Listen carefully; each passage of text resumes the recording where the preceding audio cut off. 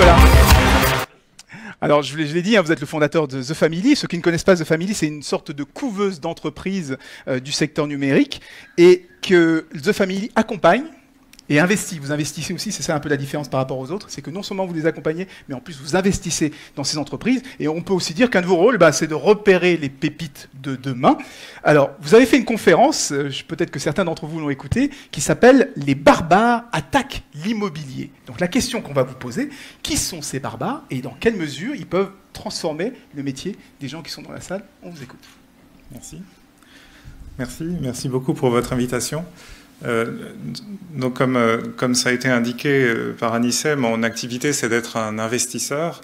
Vous savez qu'un investisseur il a une vie assez confortable, il réfléchit en permanence sur le long terme, il regarde un peu partout à 360 degrés, il rencontre des nouvelles personnes en permanence et toutes les informations qu'on glane en faisant ce travail de réflexion permanente, ça permet de nourrir ce qu'on appelle une thèse d'investissement. Une thèse d'investissement, c'est une vision du monde. C'est une vision du monde qui fait ressortir un certain nombre de signaux faibles et qui fait des paris sur ces signaux faibles. Le pari, en l'occurrence, que ces signaux sont annonciateurs de tendances plus profondes qui vont profondément transformer l'économie et la société dans toutes leurs dimensions.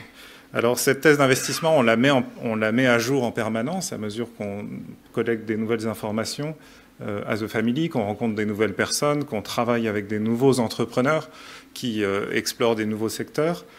Ça nous amène assez spontanément à réfléchir à la façon dont la transition numérique affecte l'ensemble des filières de l'économie. Du coup, on a pas mal d'idées en général sur des filières aussi diverses que l'agriculture, l'énergie, la santé, la finance ou l'éducation.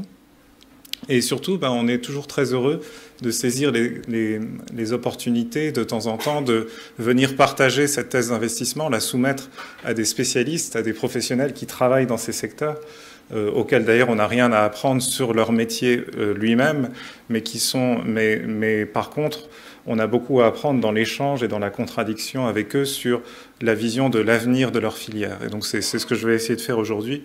Dans le temps de 25 minutes qui m'est imparti.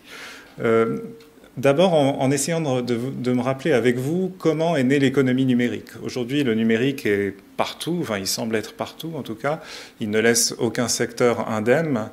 Et on se rappelle à peine comment était le monde avant le numérique et on a parfois du mal à réaliser à quel point cette économie numérique est jeune. Ces composants essentiels technologiques ont été mis au point dans les années 70. Son écosystème, la Silicon Valley qui l'a fait grandir, existe depuis les années 50. Mais l'économie numérique ayant fait irruption auprès du grand public et dans la vie des entreprises, ça date des années 90 et c'est né dans une bulle. Et les conditions de naissance de l'économie numérique dans la bulle sont une manière de comprendre ce qui est à l'œuvre aujourd'hui. Alors, pourquoi les nouvelles technologies naissent dans les bulles? Ce n'est pas la première fois que ça arrive. On a l'habitude de détester les bulles, de dire que c'est pas bien, que ça met par terre l'économie, de faire en sorte de mettre en place tout ce qu'il faut pour que ça n'arrive pas une nouvelle fois. Et puis les bulles continuent de se former et puis elles continuent d'exploser. Et en fait, les économistes ont appris à distinguer entre deux grandes catégories de bulles. Il y a les bulles purement financières qui contaminent le secteur bancaire et qui, quand elles explosent comme en 2008, mettent vraiment par terre toute l'économie. Et puis il y a ce qu'on appelle les bulles technologiques qui, elles, se gonflent et puis finissent aussi par exploser, font passer un mauvais quart d'heure à l'économie quand elles explosent, mais elles laissent en place un certain nombre d'éléments intacts, des actifs, des entreprises qui ont été financés grâce au capital abondant et pas cher qui était disponible pendant la bulle. Et donc, et c'est ça le rôle des bulles dans l'histoire des technologies, c'est que ça provoque un afflux de capital dans des conditions complètement extraordinaire et dans un contexte où les investisseurs abdiquent complètement leur rationalité. Et cet investissement à l'aveugle, cet argent dont on a l'impression qu'il est jeté par les fenêtres, en fait, il sert à financer des infrastructures lourdes à très grande échelle, il sert à financer des entreprises dont on ne comprend pas encore bien le modèle d'affaires. Et quand la bulle explose, un certain nombre de ces actifs restent en place. Les infrastructures, elles sont là, elles restent, et on peut continuer à les les utiliser. Et puis surtout, parmi les entreprises, il y en a certaines qui résistent à l'éclatement de la bulle et qui continuent à grandir et qui, tôt ou tard, finissent par révéler le caractère profondément transformateur de leur modèle. Donc la bulle qui s'est formée dans les années 90, qui a explosé en 2000, c'est une bulle technologique et elle a permis de financer le déploiement des immenses infrastructures de télécom qui nous permettent de surfer sur Internet à haut débit. Elle a permis de financer le lancement des satellites qui nous permettent de nous géolocaliser en permanence avec nos téléphones mobiles. Elle a permis de financer les grandes plateformes de cloud computing sur lesquelles sont développées toutes les applications web aujourd'hui. Et puis elle a permis de financer des grandes entreprises comme Amazon, comme Google, qui sont nées dans la bulle, qui ont accédé à des milliards de dollars d'investissement dans le contexte de la bulle et qui se sont servis de ces montants considérables de capitaux pour financer l'amorçage de leur activité et les infrastructures qu'elles continuent d'utiliser aujourd'hui pour dominer l'ensemble de notre économie. Alors ça, c'est la vision d'histoire industrielle en fait, et financière qui nous rappelle tout simplement qu'on est dans ce qu'on appelle une transition technologique, c'est-à-dire ça commence dans une bulle, la bulle éclate, la pression retombe un peu et puis on rentre dans une très longue phase que les économistes appellent de déploiement où les nouveaux principes, la nouvelle manière de produire, la nouvelle manière de consommer rentrent dans tous les secteurs les uns après les autres.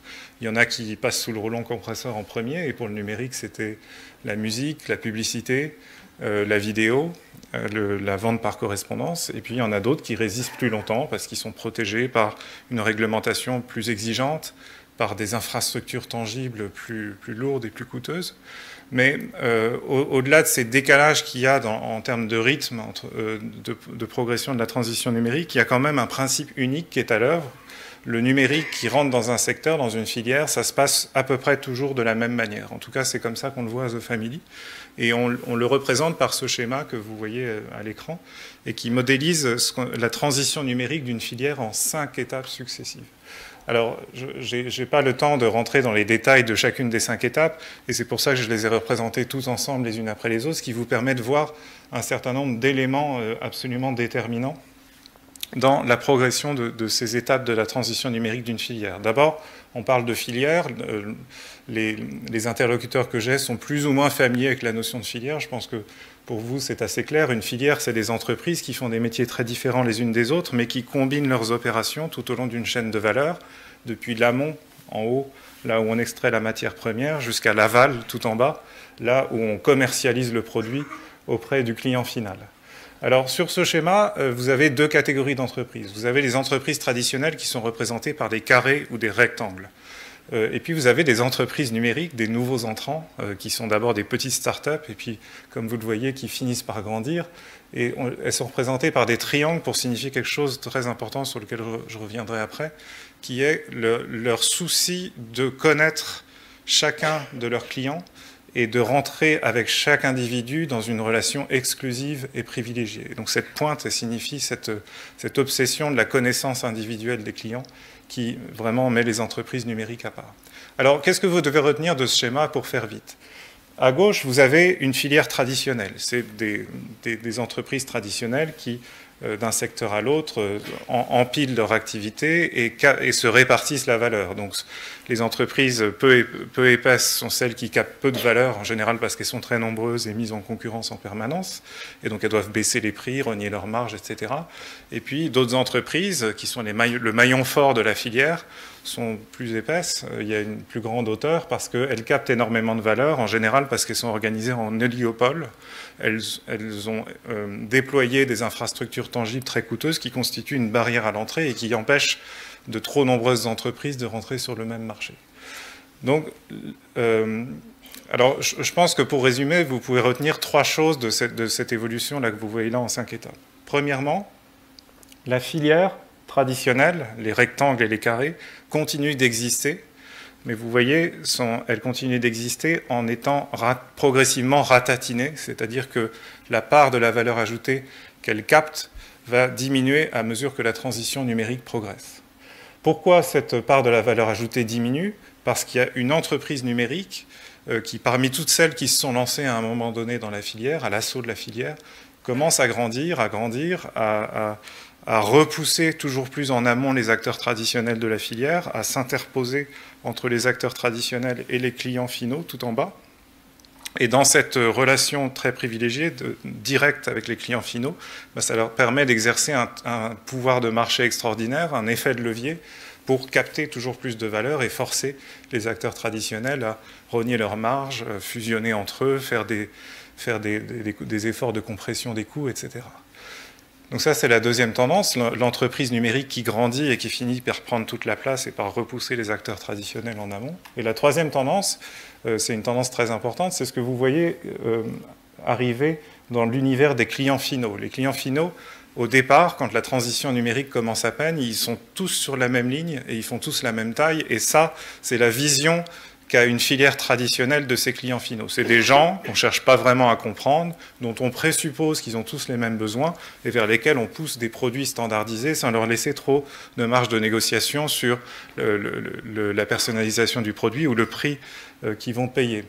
Et puis, ce qu'on voit, c'est qu'avec la transition numérique d'une filière, ces clients finaux, d'abord, ils commencent à se démarquer les uns des autres, à affirmer qu'ils sont différents les uns des autres. Nous sommes des individus, nous avons tous nos besoins particuliers, nos préférences, notre mode de vie. Et puis surtout, le client final, il conquiert, grâce à la transition numérique, un pouvoir extraordinaire. Il a de plus en plus accès à de la puissance de calcul grâce à tous les terminaux qu'il utilise au quotidien. Et surtout, il a accès à énormément de puissance grâce à sa connexion avec beaucoup d'autres individus. Comme nous sommes de plus en plus connectés les uns aux autres, nous pouvons exercer et détenir et exercer une puissance extraordinaire. Et notamment, nous pouvons accéder à beaucoup d'informations, solliciter en permanence les autres individus pour nous aider à prendre des meilleures décisions d'achat. Donc le client final dans l'économie numérique, c'est un client qui a beaucoup plus de pouvoir, qui est beaucoup plus exigeant, qui veut être servi toujours mieux pour toujours moins cher. Et si on ne répond pas à ce besoin exprimé de façon impatiente, il se retourne vers les autres clients pour que les autres clients l'aident à trouver le fournisseur, l'entreprise qui va l'aider à satisfaire son besoin. Alors, si on comprend ça, on pourrait le commenter et essayer d'en tirer les conséquences dans beaucoup de dimensions, mais si on veut rester à l'essentiel, là je voudrais ramener ça à deux grands éléments structurants. Qu'est-ce qui change entre l'économie d'hier et l'économie d'aujourd'hui ? Beaucoup de choses changent dans la manière de produire, la manière de consommer, la manière d'organiser la production, la manière d'interagir avec les clients finaux. Mais parmi toutes les choses qui changent, il y en a deux qui sont très importantes. C'est quel est le maillon fort d'une filière. Dans le monde d'hier, la puissance et les bénéfices et la marge et la valeur ajoutée se concentraient dans les entreprises qui détenaient des infrastructures tangibles. Dans l'automobile, c'était les constructeurs qui exploitaient les usines d'assemblage et les plateformes de distribution. Dans la filière du livre, par exemple, ce sont les éditeurs qui impriment les livres et les distribuent.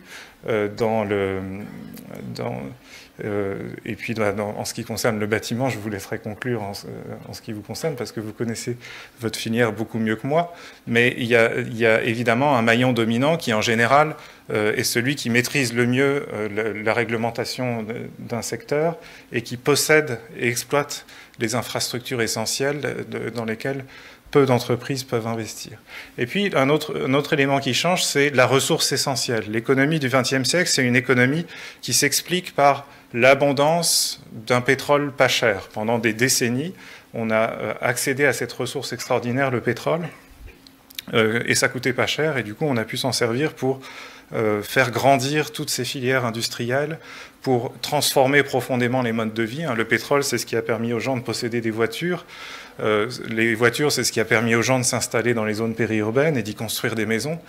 C'est ce qui a provoqué le redéploiement du commerce de proximité en ville vers les grands hypermarchés des zones périurbaines.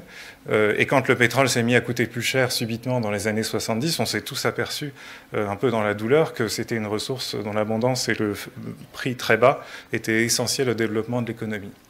Alors, ça, c'est deux éléments du monde d'hier. Le maillon fort, c'est les entreprises qui c'est les usines et les infrastructures tangibles, et la ressource essentielle, c'est le pétrole. Aujourd'hui, vous raisonnez terme à terme, et vous reprenez les deux mêmes concepts. Quel est le maillon fort aujourd'hui?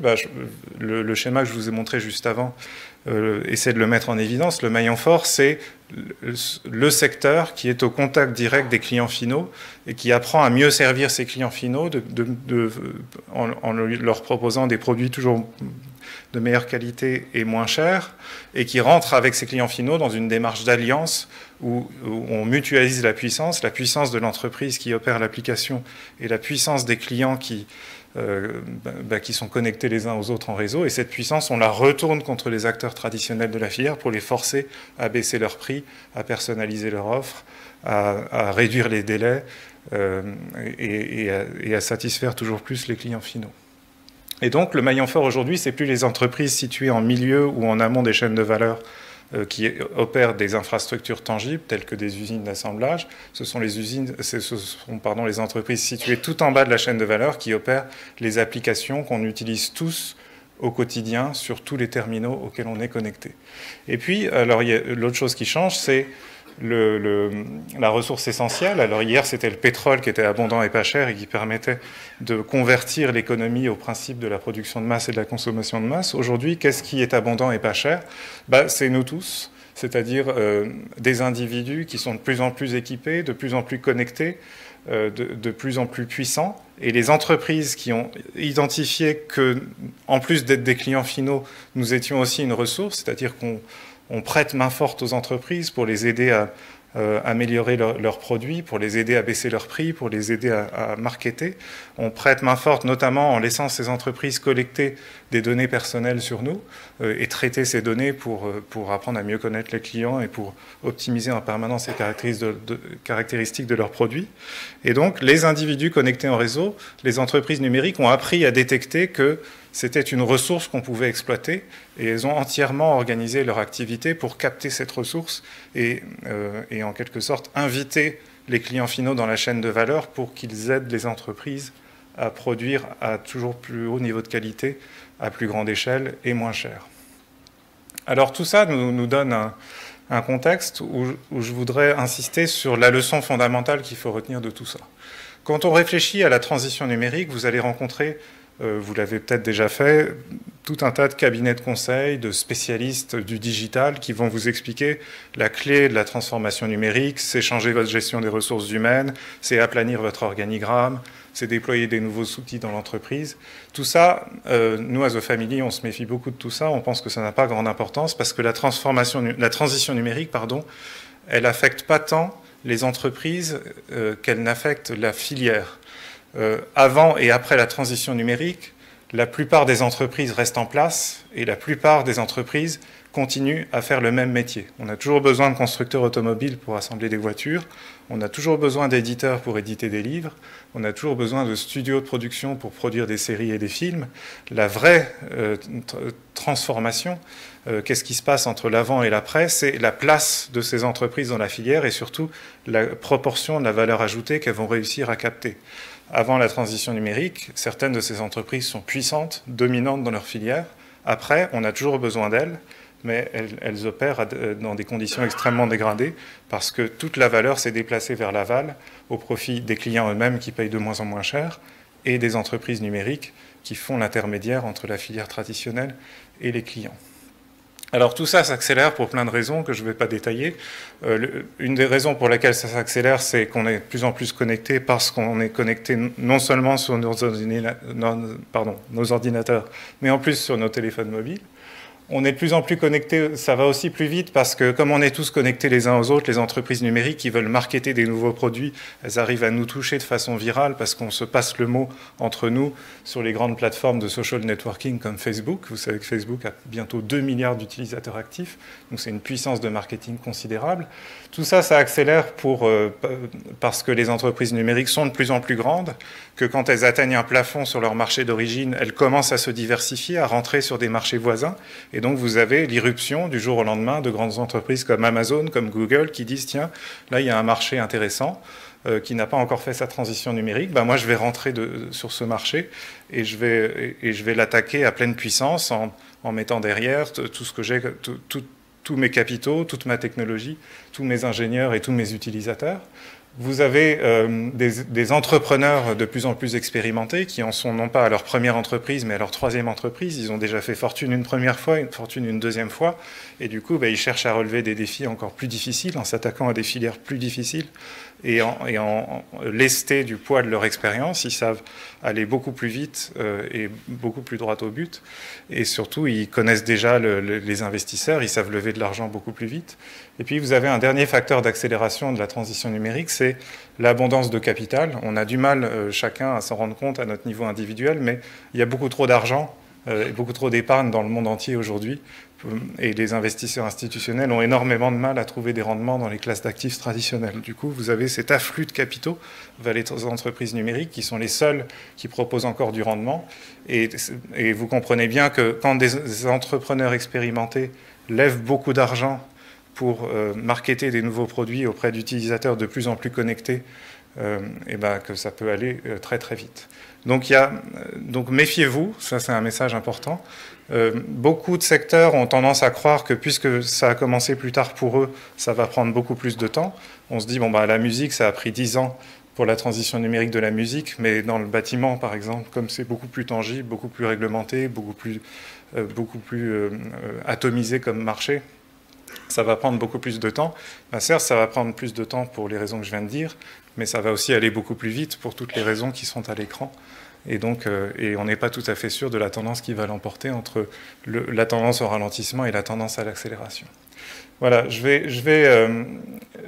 vais pas aller plus loin, sauf pour vous donner un petit aperçu des éléments qu'on observe, nous, as a family, dans votre filière. Et un élément très important que vous devez retenir aujourd'hui, c'est que la transition numérique d'une filière, son rythme et sa direction sont déterminés par les besoins non satisfaits des clients finaux. C'est parce qu'un beau jour, une start-up rentre dans votre filière et apprend à servir des besoins jusqu'ici insatisfaits que la transition numérique s'enclenche et qu'elle progresse à grands pas. Et donc, la clé pour vous, pour comprendre comment va se passer la transition numérique de votre filière, c'est de vous pencher sur ce qu'il y a tout en bas, c'est-à-dire des clients, et d'essayer de comprendre les besoins, les souffrances, les tensions que jusqu'ici, dans le fonctionnement traditionnel de votre filière, vous n'avez pas réussi à apaiser, parce que c'est là que des entrepreneurs viendront saisir des opportunités et commenceront à orchestrer la transition numérique de la filière. Donc,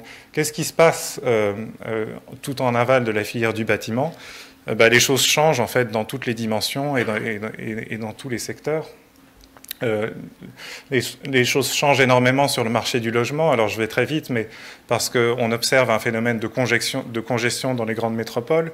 Dans une économie qui n'est plus industrielle mais numérique, l'essentiel des emplois est de plus en plus concentré dans les villes, parce que les gens travaillent désormais dans des emplois de services de proximité. Et l'afflux des gens dans les villes fait monter les prix de l'immobilier en flèche. Du coup, la manière d'habiter évolue à toute vitesse. On n'achète plus son logement pour une ou deux décennies. On ne rentre même plus dans des logiques de baux d'occupation pour plusieurs années. On observe au contraire une précarisation des statuts d'occupation. Les gens déménagent de plus en plus souvent, ils cohabitent dans des colocations, ils trouvent des solutions de fortune pour pouvoir se loger. Et du coup, on a une convergence assez intéressante entre l'habitat et l'hôtellerie. Le logement n'est plus une démarche de long terme où on s'installe au même endroit pour très longtemps. C'est plutôt on va et on vient, on reste pas longtemps. Et avec des carrières professionnelles plus accidentées, on bouge de plus en plus souvent. Et du coup, parce qu'on reste pas longtemps, parce qu'on n'a pas le temps de s'approprier son logement, d'y faire des travaux, de se sentir chez soi, on exige de plus en plus des services, du confort, du prêt à habiter et tout ce que vous pouvez imaginer. Deuxième secteur où les choses bougent, c'est dans l'immobilier d'entreprise. Alors l'immobilier d'entreprise, pourquoi ça bouge ? Pour plein de raisons. Première raison, c'est que grâce au numérique, le travail à distance commence à prendre corps. Les gens ne supportent plus de prendre des transports en commun qui sont eux aussi congestionnés. Les employeurs commencent à s'apercevoir que les gens sont plus productifs si on ne leur inflige pas 1h30 ou 2 heures de souffrance dans les transports par jour. Et en plus, surtout, les outils de travail à distance et de travail collaboratif ont progressé énormément ces dernières années. Du coup, les gens qui restent chez eux ou qui travaillent pas trop loin de chez eux commencent à être productifs. On n'a plus besoin d'être tous au même endroit, participer tous aux mêmes réunions, être tous dans la même tour à la Défense pour être productifs. Par ailleurs, les employeurs sont plus fragiles. Une économie numérique, c'est une économie qui impose un rythme de l'innovation en continu. Et du coup, les entreprises ont du mal à garder la tête hors de l'eau. Elles trébuchent plus souvent, elles mettent la clé sous la porte et doivent se restructurer, licencier, etc. Donc, les carrières professionnelles dans ce monde-là sont beaucoup plus accidentées. On change d'employeur de plus en plus souvent. Et du coup, quand on change d'employeur de plus en plus souvent, on change en théorie de lieu de travail de plus en plus souvent, mais les gens ne vont pas forcément déménager à chaque fois qu'ils changent d'employeur. Je perds un emploi à Nanterre, j'en trouve un autre à Vincennes. Est-ce que je dois, et si j'habite dans les Hauts-de-Seine, est-ce que je dois déménager pour aller à l'est de Paris? Pas forcément, si ça arrive souvent. Et du coup, la question du travail à distance va aussi se poser beaucoup plus pour cette raison-là. Et donc, ce à quoi on assiste, c'est que si les gens travaillent de moins en moins en bureau, le bureau n'est plus un lieu où on doit accueillir les mêmes personnes tous les jours à des horaires fixes, c'est un lieu où on accueille occasionnellement les collaborateurs dans les moments critiques où on doit les rassembler. Et du coup, le bureau n'est plus un lieu de travail permanent, c'est un lieu de vie où on se retrouve. Ça occupe une surface plus petite, mais ce n'est pas la même atmosphère, la même ambiance, les mêmes services associés. Tout ça, c'est des réflexions qu'il faut avoir en tête pour comprendre comment la filière va se restructurer. Troisième et dernier secteur, et je finirai là-dessus, c'est le commerce. Le commerce a longtemps reposé sur une économie très simple où l'actif essentiel, c'était l'emplacement. Si vous aviez un bon emplacement, le commerce était prospère. Si vous aviez un mauvais emplacement, vous mettiez la clé sous la porte assez vite. Aujourd'hui, le numérique, il arrive dans le commerce de plein de manières, mais il arrive notamment en réinventant radicalement la logistique de proximité et en permettant à des commerces plus éloignés des zones de chalandise de prospérer malgré tout parce qu'ils sont présents, visibles sur les réseaux sociaux et parce qu'ils s'appuient sur les circuits de logistique de proximité pour se rapprocher de leurs clients, raccourcir les délais de livraison, entretenir un lien de proximité même s'ils n'ont pas le bon emplacement. Donc ça, on le voit beaucoup dans la livraison de repas préparés, avec notamment la guerre qui a lieu depuis plusieurs années et pour quelques années encore entre les entreprises qui se disputent le futur monopole sur le marché de la livraison, enfin l'intermédiation entre les restaurants et les clients qui préfèrent prendre le repas chez eux ou au bureau. Les choses vont s'accélérer, c'est-à-dire les commerces vont se disséminer, au lieu de se concentrer dans les mêmes zones commerciales, vont de plus en plus se disséminer, libérés par la logistique urbaine, mais aussi contraints par les difficultés à loger leurs employés. Quand vous êtes commerçant et que vous avez un bon emplacement au centre de la ville, il y a de bonnes chances pour que du coup vous ayez du mal à recruter parce que vos collaborateurs, eux, habitent très loin. Et du coup, les commerces vont commencer à faire des arbitrages et se dire peut-être que c'est mieux de m'appuyer sur Deliveroo et d'aller m'installer plus près de là où habitent mes collaborateurs. Au moins, ils arriveront plus tôt le matin, ils seront plus fiables, ils démissionneront moins vite, le turnover va ralentir, etc. Et donc là, ce à quoi on assiste, c'est que du coup, le commerce n'est pas une boutique qui fait une seule chose.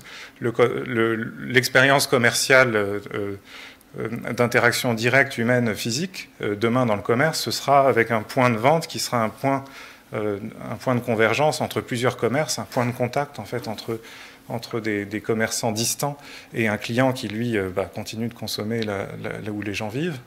Et pour intégrer tout ça, toutes ces activités convergentes, dans une expérience fluide, agréable, personnalisée, il faudra déployer autour de l'expérience commerciale beaucoup de services. Donc on va se rapprocher de l'universalité d'une fonction de conciergerie. Voilà.